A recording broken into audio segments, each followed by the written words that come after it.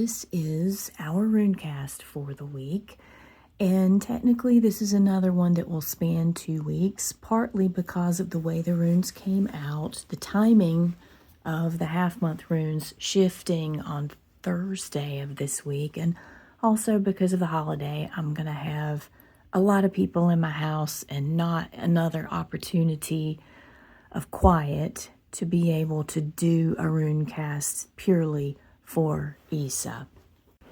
So this week we are still in Nauthiz here. And the biggest takeaway that I have about our time with Nauthiz this year has been bite-sized ritual isn't enough right now. And that feels like one of the most painful and unintuitive things I've ever said, because I'm really big for myself and supporting others to do what is their best in the moment. And truly, since COVID, it's like Skittle-sized rituals on the run, breakfast in one hand, car keys in the other. That's just been the way that it is. And the memo that I've had with Nauthiz this cycle is it's time to slow down. It's time to force a slowdown, even if life is not opening up to make room for that to happen, and do some of your longer, more focused, deeper rituals. It's time to get back to that relationship. And it's highly possible that relationship to ritual has been damaged is the word that comes, but that might be a little severe. But that relationship to ritual has been altered in a way that isn't exactly helpful or functional, and we need to sit down and rekindle that. We need to reintroduce ourselves and learn what the best way is to go forward in that relationality. We have a calling to do need fire this week, to extinguish all else for a period of time and bring yourself back to the ritual at hand that most needs to be done, and actually do it heartfully, soulfully. Do it, make it happen. I'm going to go through this as the Nauthiz reading and then go through it as the Isa reading. So Nauthiz in relationship with Othala is telling us that our descendants are heavily reliant on what we do right now. And that literally includes how we ritual, how we rekindle that relationship, and how we find a way to work it back in. This notation of a legacy in ritual has a lot to do with how we create ourselves in community, how we are including or focusing our ritual on community right now, not just about ourselves. There's a component of, legacy. There's a component of legacy to the rituals that we undertake right now that is important, and understanding that the rituals we do right now have a long impact, far beyond what we think we can see right now. And to keep that in mind as we come back to relationship with the ritual, as we shape the rituals that we do now, do it with understanding that every dire thing we ask for ourselves and our community right now has a lasting impact. And we can't fret about what that impact is. We can't control it. We can't fret about it. We just need to understand that that long-range vision is part of the creation of our rituals and part of the impact of them as well. When I asked about direction, all direction came up. And usually that is represented in this world marble as all things, beyond what we know, all things. And again, that's not just what is holding space for us right now, like pick the direction, maybe the direction you want to work with most, but an understanding of just how big the playing field is right now, how big the impact of our rituals is right now, and who we have to call on, the range and depth of who we have to call on to help us in these moments. The element that came forward, this is Mycelium, and this is fundamental, literally fundamental to the rituals that we build, to the impact of the rituals that we put into the world right now. The Mycelium network is on call. It is on the job. It is there for anything we need to have picked up, delivered, manifest, death walked, you name it. That's our one-stop shop right now. And I feel like it's important to keep in mind how busy Mycelium network is all the time, but particularly right now. Not just this time of year, like not just this seasonality, but this moment in time, how busy it is and how available it is for us to call on. The seasons, when I called upon season, were also like, take your pick. It doesn't matter. Just pick one, incorporate it, go, get to work. That was the memo that I had from that. Just pick one over the next week, 2 weeks, and stand in it, work with it, call it in. That's the supportive force that is the foundation of the rituals that we're building right now. The message through all of this is get busy. Whatever the ritual is, whatever it is that's needed for you and your community, just get on it. Get on it. Give yourself to it. Surrender to the part of you that has resisted diving into deeper rituals and let it happen. And I don't necessarily have advice for how to step into that. I know that for myself, if I jump in without sort of a step-by-step and preparation, I will get so overwhelmed that I end up in deeper crisis, and that won't help anybody. So feel that out. Feel out whatever process is that needs to happen for you and allow it. Be an active part of not just witnessing what you're being told you need to do, but do it. Do it as much as you can. Keep in mind also the dead are components of this cast. They will be for the next several weeks. We have the Wild Hunt processional that's now, it's happening for some people already. It is the official night of the 21st this year, and for my region really doesn't set in until probably mid-January.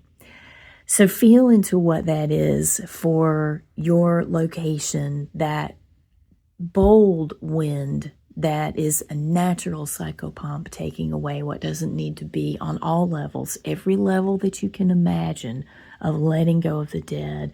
Allow that, and that is the representation of the bones, the ancestor, and the tree in our cast for this week.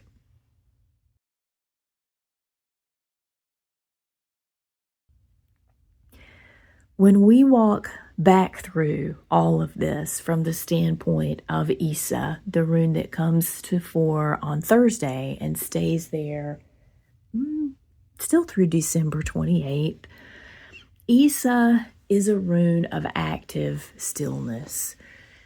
A lot of people interpret it as literally rest, as being still, but that's not the way it presents to me. There's a difference between that kind of stillness and what Isa is saying.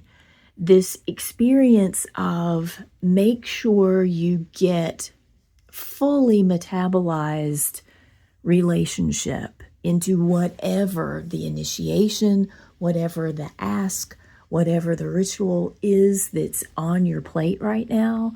Isa makes sure that you get everything that you're supposed to get out of it before you move on to the next thing. And again, it's partly getting the thing, like really internalize relationship with it before you move on. And that if you try to move on, you're like, yeah, I got it. I understand. I intellectually grok it. I'll do the rest later. It will generate more crisis. It not just generates more crisis like, oh, now I've got this and the other thing, the next thing to do, but it generates more crisis around whatever the thing is that's on your plate.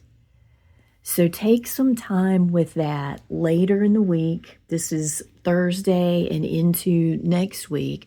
Take some time to sit with whatever it is that Isa is telling you or pointing at the most. And Isa, for me, like people again are like, it's restful, it's gentle. For me, it has never been subtle. It's one of the most uncomfortable runes in the Futhart for me, because any kind of stillness is just really challenging, but especially the kind of stillness that is, no, make sure you get this. Make sure you're done with this. Make sure that you really understand and have internalized whatever the thing is before you move on.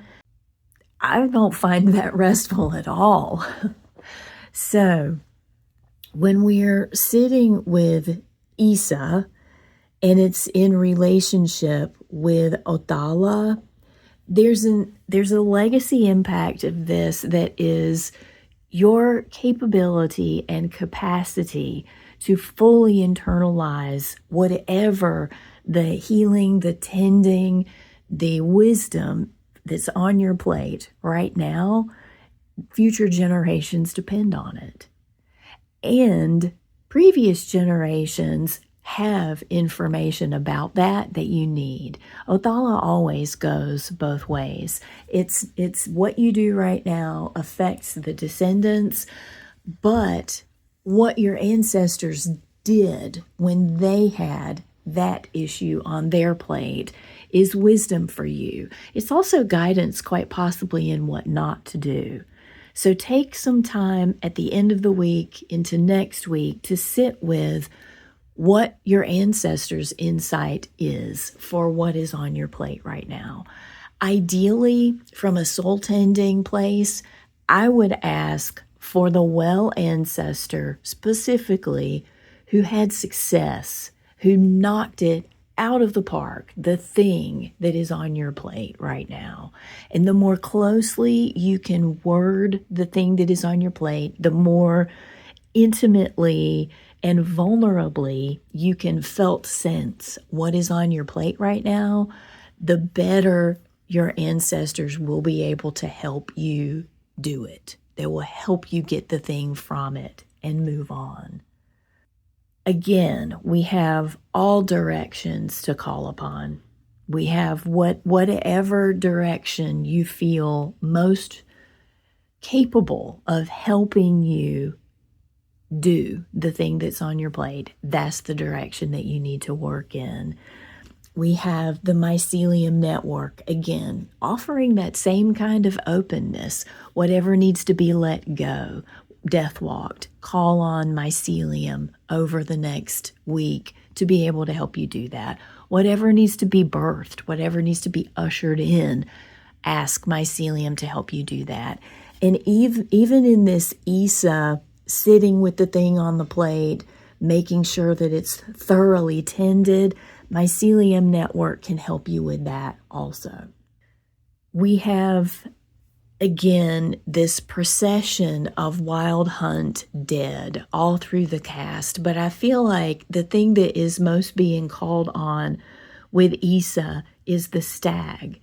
And the stag is at the front of that procession. The stag is the reindeer pulling the rest of the parade across the sky.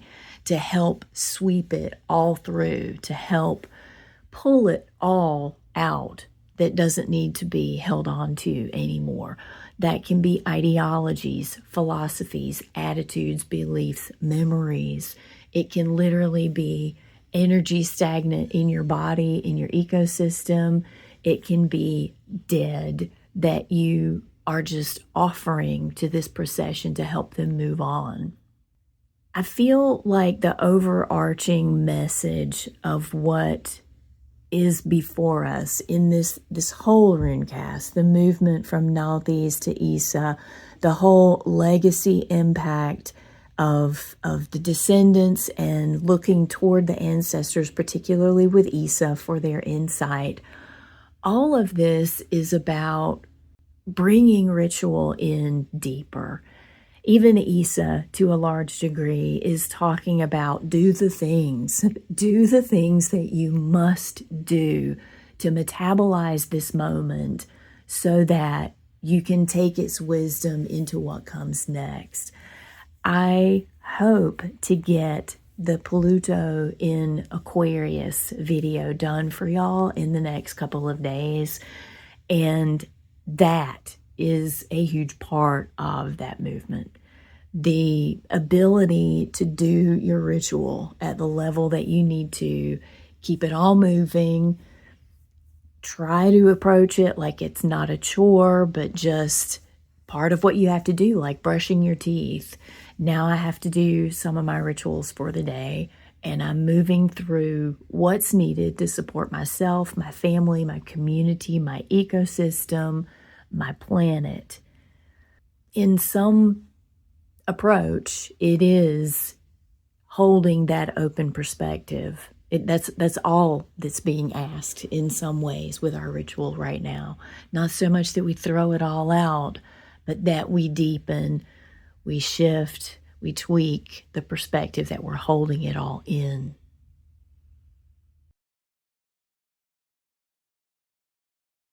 Again, the reminder that when we have this split runecast, go with the first set of runes for the duration of the half-month rune, and then switch into the Galder for the remaining time of that half-month rune. And do it the way it feels right to you. Make the sounds the way that your body, your breath, and that rune need to be galdered. There's no rule about it. What you're looking for is the resonance in your body. And the resonance in our bodies is what's going to keep us in our lane the most right now across all of this. The Galder that we're working with for the first part of this week is Nauthiz, Naudi, Nid, Not, and Othala, Oda, Odal. And next week, well, later, the end of this week and next week, we're working with Isa, Oda, Odal, Od. I am still very much entrenched in Nauthiz and that experience of coming into relationship with a ritual, the most specific rituals that I need to have in my life that are going to help me and support me right now. And that's very heavily the emphasis of my Galder. And this is how that's coming together for me. Now the Oda, now the Oda, now the Oda, now the Oda, now the Oda, now the Oda, now the Oda. Now the Oda, now the Oda, now the Oda, now the Oda. The way that this Galder is shaping for me is very specific to something that I'm dealing with right now, which is taboos, frankly.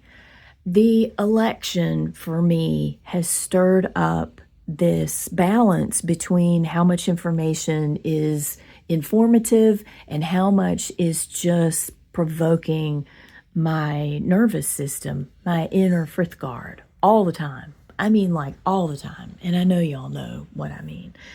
So some of what this Galder was doing for me, I had to speed it up. I'm like, okay, this is the pronunciation that I need. This is the approach that I'm taking. But I had to do it faster to be able to really feel it's clearing out some mental stuff for me. I felt it very much in my third eye area and my crown. And that feels appropriate for the absolute abuse of taboos that I have been engaging over the last 3 weeks. So I'm not going to move into the Isa Othala Galder right now, because I feel like I'm not ready for that. It's going to mess up something for me if I just leap straight into that. Thank you for what you do. Thank you for everything that you're bringing right now.